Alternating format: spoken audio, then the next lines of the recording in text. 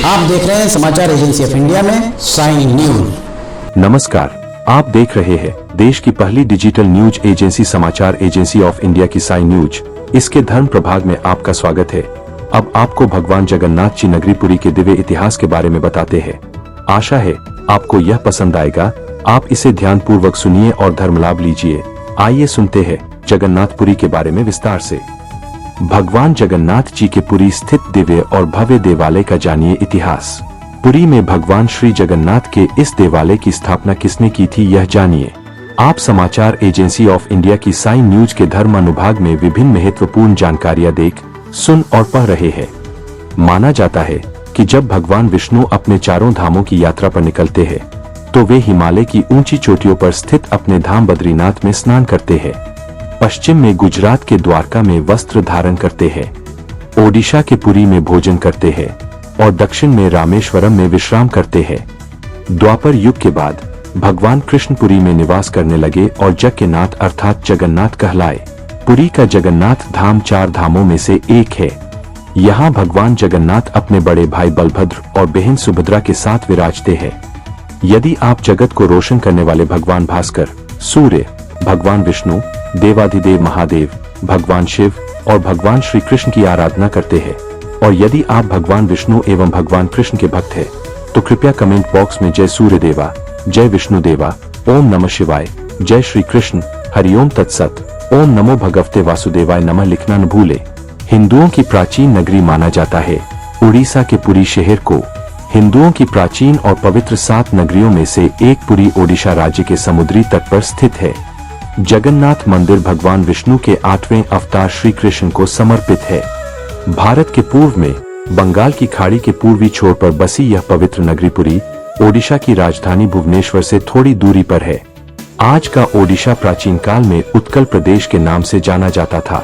यहाँ देश की समृद्ध बंदरगाहें थीं, जहाँ से जावा, सुमात्रा, इंडोनेशिया, थाईलैंड और अन्य कई देशों के साथ व्यापार होता था। श्री क्षेत्र पुरी है धरती का वैकुंठ। पुराणों में इसे धरती का वैकुंठ कहा गया है। यह भगवान विष्णु के 4 धामों में से एक है। इसे श्री क्षेत्र, श्री पुरुषोत्तम क्षेत्र, शाक क्षेत्र, नीलांचल, नीलगिरी और श्री जगन्नाथपुरी भी कहते हैं। यहाँ लक्ष्मीपति भगवान विष्णु ने तरह तरह की लीलाएं की थीं। ब्रह्मा पुराण और स्कंद पुराण के अनुसार यहाँ भगवान विष्णु पुरुषोत्तम नील माधव के रूप में अवतरित हुए और सबर जनजाति के परम पूज्य देवता बन गए। सबर जनजाति के देवता होने के कारण यहाँ भगवान जगन्नाथ का स्वरूप कबीलाई देवताओं की तरह है। पहले कबीले के लोग अपने देवताओं की मूर्तियों को काष्ठ, लकड़ी से बनाते थे। जगन्नाथ मंदिर में सबर जनजाति के पुजारियों के अलावा ब्राह्मण पुजारी भी है। ज्येष्ठ पूर्णिमा से आषाढ़ पूर्णिमा तक सबर जाति के दैतापति जगन्नाथ जी की सारी रीतियां करते हैं। पुराणों के अनुसार नीलगिरी में पुरुषोत्तम हरि की पूजा की जाती है। पुरुषोत्तम हरि को यहाँ भगवान राम का रूप माना गया है।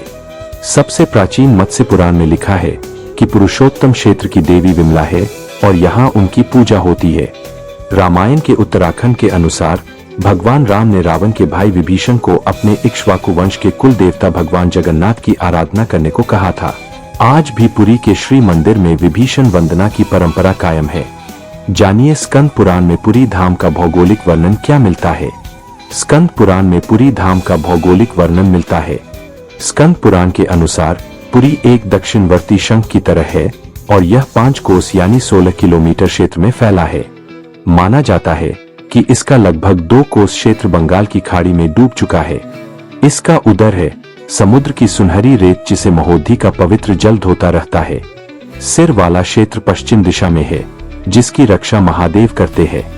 शंख के दूसरे घेरे में शिव का दूसरा रूप ब्रह्मकपाल मोचन विराजमान है।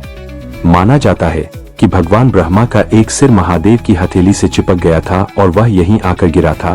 तभी से यहाँ पर महादेव की ब्रह्मा रूप में पूजा करते हैं।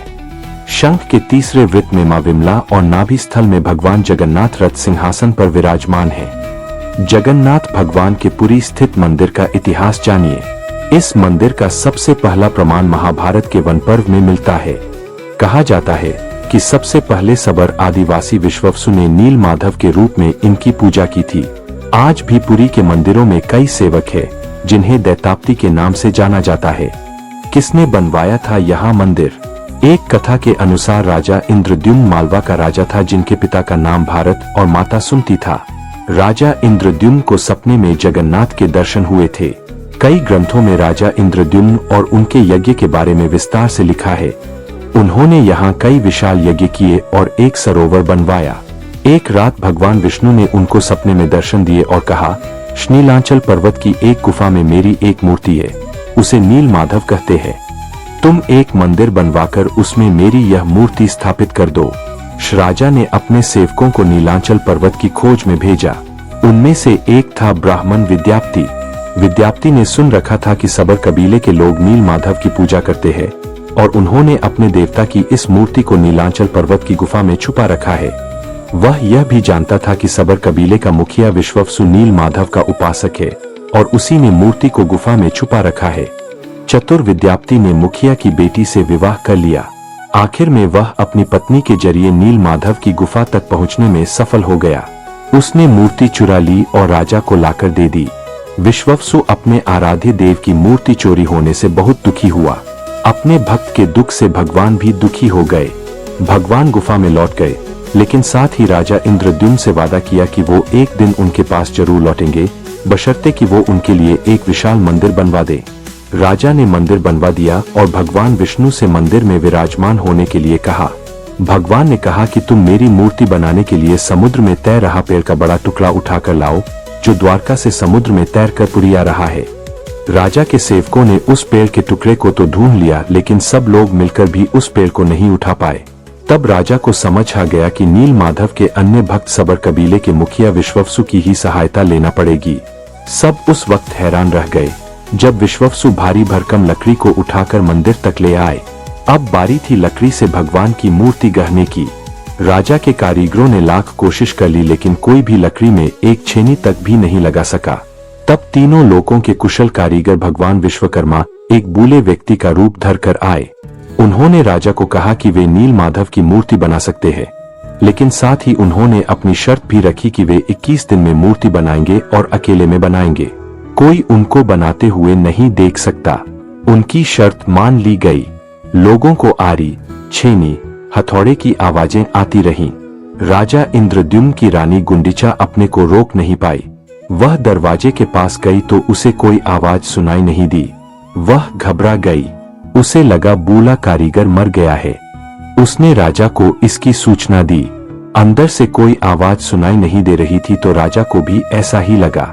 सभी शर्तों और चेतावनियों को दरकिनार करते हुए राजा ने कमरे का दरवाजा खोलने का आदेश दिया।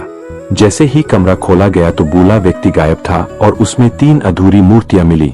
भगवान नील माधव और उनके भाई के छोटे छोटे हाथ बने थे, लेकिन उनकी टांगे नहीं, जबकि सुभद्रा के हाथ पांव बनाए ही नहीं गए थे।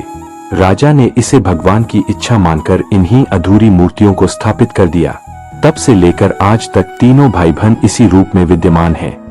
वर्तमान में जो मंदिर है वह 7वीं सदी में बनवाया गया था। हालांकि इस मंदिर का निर्माण ईसा पूर्व 2 में भी हुआ था। यहाँ स्थित मंदिर 3 बार टूट चुका है। 1174 ईस्वी में ओडिशा शासक अनंग भीमदेव ने इसका जीर्णोद्धार करवाया था। मुख्य मंदिर के आसपास लगभग 30 छोटे बड़े मंदिर स्थापित है। हरिओम। यदि आप जगत को रोशन करने वाले भगवान भास्कर, सूर्य, भगवान विष्णु, देवाधिदेव महादेव, भगवान शिव और भगवान श्री कृष्ण की आराधना करते हैं, और यदि आप भगवान विष्णु एवं भगवान कृष्ण के भक्त हैं, तो कृपया कमेंट बॉक्स में जय सूर्य देवा, जय विष्णु देवा, ओम नमः शिवाय, जय श्री कृष्ण, हरिओम तत्सत, ओम नमो भगवते वासुदेवाय नमः लिखना न भूले। यहाँ बताए गए उपाय, लाभ, सलाह और कथन आदि सिर्फ मान्यता और जानकारियों पर आधारित है। यहाँ यह बताना जरूरी है कि किसी भी मान्यता या जानकारी की समाचार एजेंसी ऑफ इंडिया के द्वारा पुष्टि नहीं की जाती है। यहाँ दी गई जानकारी में निहित जानकारी विभिन्न माध्यमों, ज्योतिषियों, पंचांग, प्रवचनों, मान्यताओं, धर्म ग्रंथों, दंत कथाओं, किंवदंतियों आदि से संग्रहित की गई है। आपसे अनुरोध है कि इस वीडियो या आलेख को अंतिम सत्य अथवा दावा न माने एवं अपने विवेक का उपयोग करें। समाचार एजेंसी ऑफ इंडिया पूरी तरह से अंधविश्वास के खिलाफ है। किसी भी जानकारी या मान्यता को अमल में लाने से पहले संबंधित विशेषज्ञ से सलाह ले। अगर आपको समाचार एजेंसी ऑफ इंडिया में खबरें आदि पसंद आ रही हो तो आप इसे लाइक, शेयर व सब्सक्राइब अवश्य करें। हम नई जानकारी लेकर फिर हाजिर होंगे, तब तक के लिए इजाजत दीजिए। जय हिंद। समाचार एजेंसी ऑफ इंडिया की साइन न्यूज में प्रसारित खबरें, गीत, गजल, भजन आदि पसंद आ रहे हों तो आप इसे लाइक, सब्सक्राइब और शेयर जरूर करें। कमेंट बॉक्स में लिखकर बताएं कि आपको ये कैसे लग रहे हैं। यह भी बताएं कि आप और क्या क्या देखना व सुनना चाहते हैं। फिलहाल समय है आपसे इजाजत लेने का। आप सभी स्वस्थ रहें, मस्त रहें। जय जगन्नाथ जी की।